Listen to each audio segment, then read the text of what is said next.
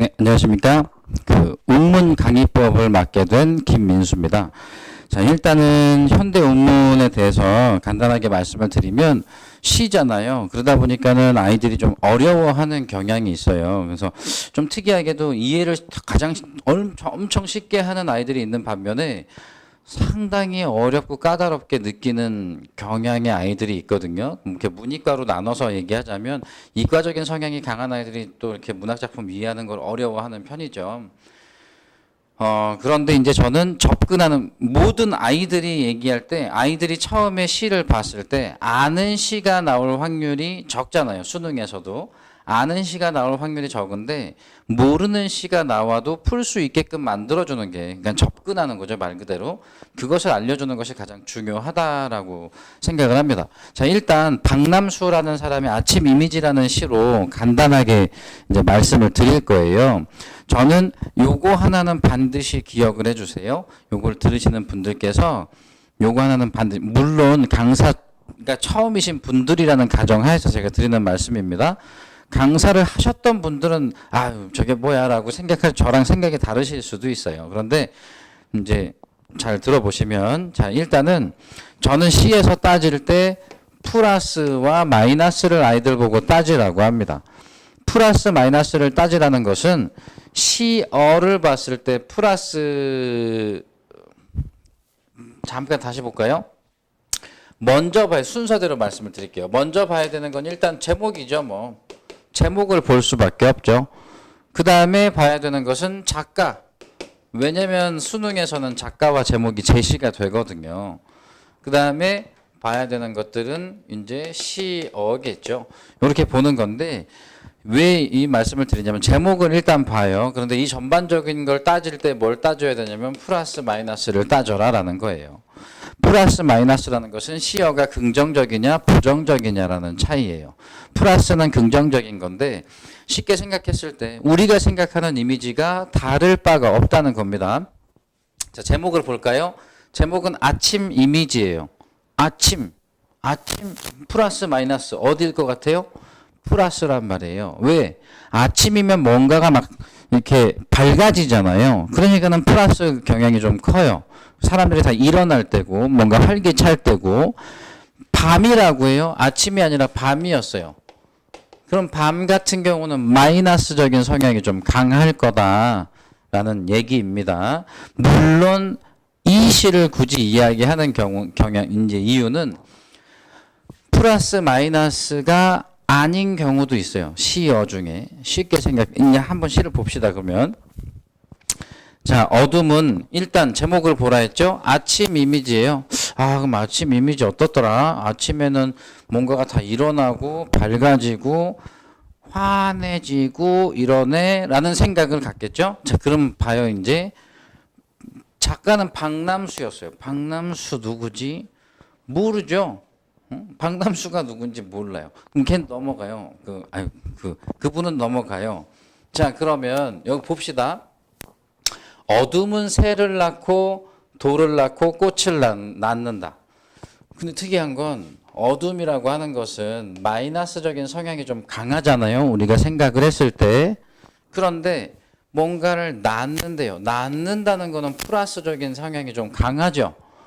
자, 그럼 우리가 생각하는 어둠의 이미지가 아닌가 봐. 이게 아까 말씀드린 그거예요. 플러스 마이너스가 다를 수도 있다.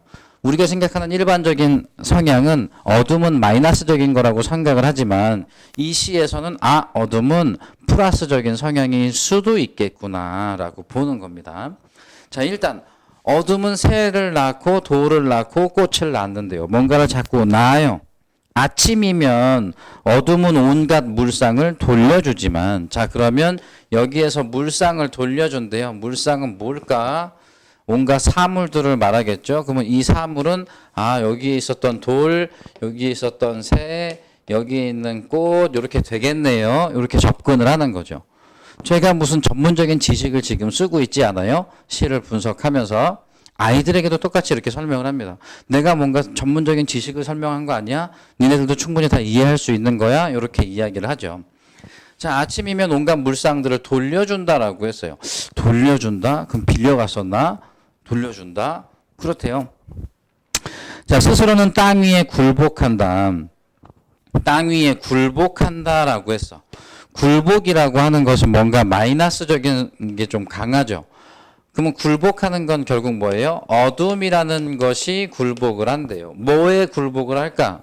아침에 굴복을 하겠죠. 그리고 어떻게 다 돌려준다는 거겠죠.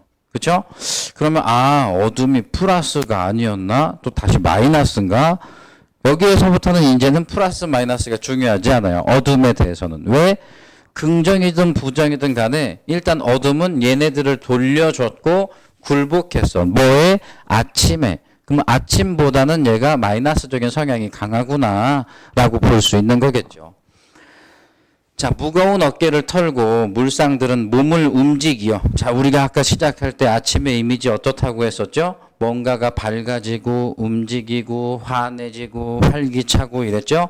몸을 움직여 활기차진다는 거겠지. 그렇죠? 노동의 시간을 즐기고 있다. 즐긴다라는 것도 역시나 플러스적인 이미지가 강하죠. 노동의 시간이라고 하는 것은 뭔가 활기차게 움직여야 되는 그런 시간들, 우리의 생활 시간들을 말하는 것이겠고, 그 다음 볼까요? 즐거운 지상의 잔치에 금으로 타는 태양의 즐거운 울림. 자, 즐거운 지상의 잔치도 뭔가 잔치라고 하는 것을 조용조용히 하는 잔치는 없잖아요. 다들 시끄럽게 하죠. 뭔가 시끄럽게 하는 잔치니까는 얘는 플러스적인 이미지가 강할 거예요. 자, 그렇게 된다고 했어요. 그 다음에 금으로 타는 태양의 즐거운 울림. 즐거운 울림이라고 했으니까 요것도 되게 긍정적인 플러스라고 볼 수 있고, 태양이라고 하는 것도 플러스라고 볼 수가 있고, 금이라고 하는 것도 금이 좋은 거잖아요. 얘도 금도 플러스라고 볼 수가 있고, 아침이라서 다들 플러스적인 이미지가 좀 강하구나라고 볼 수가 있는 거죠. 자, 그러면서 마지막에 보면 아침이면 세상은 개벽을 한다. 개벽이라는 게 뭐예요? 세상이 열리고 막 이런 거잖아요. 자, 그래서 이게 결국 아침의 이미지겠네. 아침이면 세상은 개벽을 한대. 이런 것들이 드러나는 거죠. 그러면 이 시는 뭘 것 같아요? 뭔가 어려운 내용이 막 들어가거나 그런 게 아니야. 우리가 알고 있는 그대로를 받아들이면 되는 그런 시였던 거예요. 그래서 결국 이 시가 얘기하고자 하는 것은 아침이란 어땠구나, 아침은 어떻구나 라는 것을 이야기하는 거겠죠.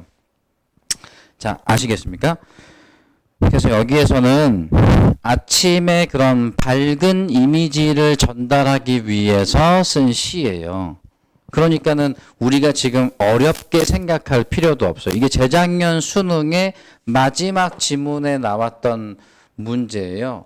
근데 그 수능에서는 이런 정보를 추가해 주는 것도 우리가 그렇잖아요. 그 연예인들이 토크쇼 같은 데 나와서도 자기의 이 에피소드를 얘기하면서도 에피소드를 있는 그대로만 얘기하지 않을 거잖아요.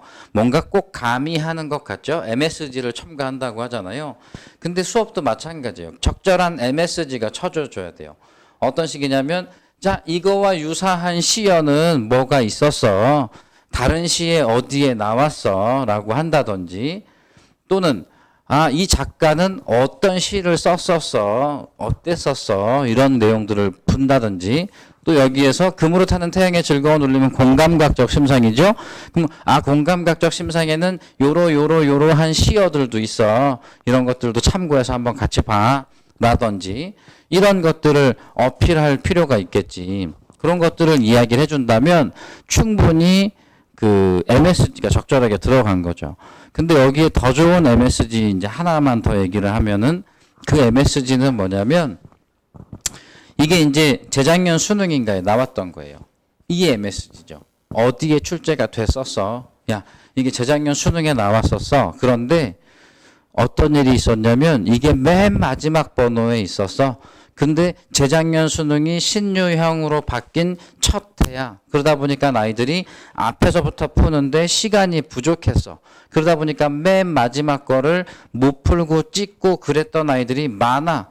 근데 하필 이 문제가 나왔던, 이 지문이 나왔던 문제들이 세 문제였는데 세 문제가 너무 쉬웠어. 웬만하면 다 풀 수 있을 만큼 쉬운 문제였어. 그러다 보니까 어떤 일이 있겠어? 그 세 문제를 날려먹은 아이들이 있겠지? 그러면 거기에서 억울하겠지? 그래서 수능 때는 어떻게 해야 된다고 시험지를 빠르게 훑어봐서 자신 있는 영역을 먼저 푸는 게 필요한 거야 라는 그런 얘기들도 MSG를 쳐줄 필요가 있다는 거죠. 결국에는 이렇게 준비하게 되는 건데, 일단은 시는 저는 마찬가지입니다. 시 또한 시도 그렇고 소설도 그렇고 모든 것, 문법도 그렇고요. 모든 건 마찬가지예요. 제가 다 알고 있지는 못하지만 많이 알고 있는 내 입장에서 생각하는 것이 아니라 많이 모르고 있는 아이들의 입장에서 생각해서 설명을 하자는 거죠. 물론 실력이 막 어찌 됐느냐에 따라 다르겠죠. 상위권 반 애들한테도 너무 디테일하게 설명을 하면은 안 되겠죠. 그럼 상위권 반 애들한테는 뭘 많이 해줘야 돼요? 이 작품에 대한 거는 많이 알고 있을 거예요. 그러면 어떻게 해줘야 돼요?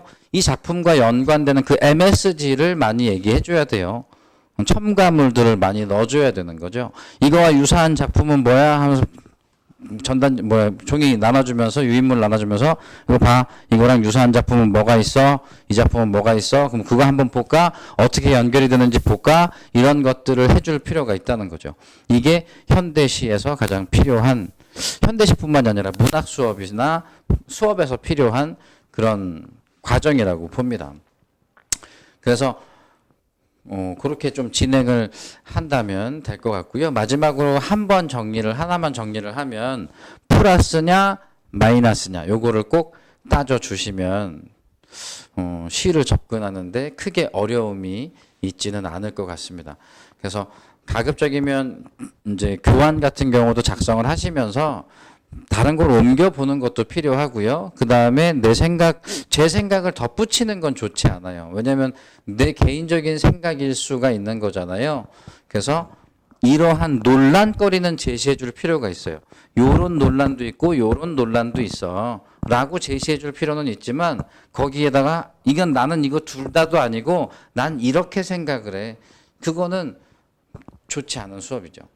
내 생각은 일단 접어두고 최대한 시험에 나올 수 있는 생각으로 또는 시험에서 풀 수 있는 생각으로 아이들에게 접근을 해주는 것이 가장 좋을 거라고 생각을 합니다.